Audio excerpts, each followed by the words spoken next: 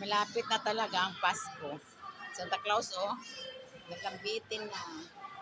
Oh. Malapit na ang Pasko. Nandiyo sa laki-laki niya, oh.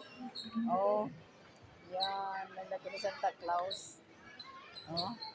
Nandito kami sa second floor. Pasyal-pasyal muna kami.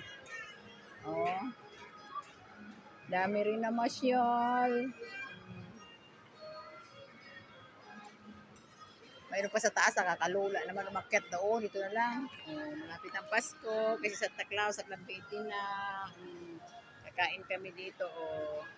Treat ako ng aking mga anak. Kami, manugang ko, ako at saka anak ko. Kasi birthday ko sa Biyernes pa, pero kain na lang ngayon. Dahil may trabaho ang anak ko sa Biyernes, hindi siya nakapag-ano sa amin.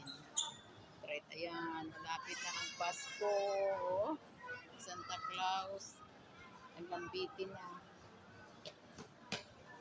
Ayan.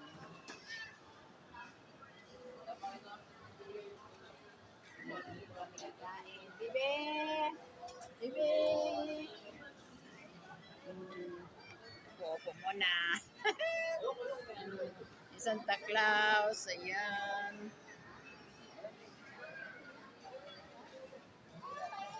Subukan naman natin kumain ito. Kakain na naman dito. Ayan, oh. Diba? Sarap siguro to. Ayan. Treat ako ng mga anak ko. Dito kami kakain. Minsan-minsan lang. Minsan-minsan lang. Nag-isip ko ano ang kakainin. Wala ka nga. Nag-isip ko ano ang kakainin mo ito. Mga maling. Ako na ang aking mga apo, tatlo, puro lalaki.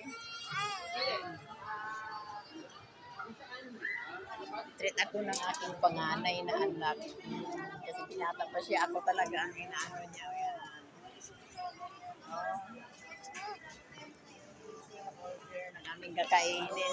Bye-bye muna.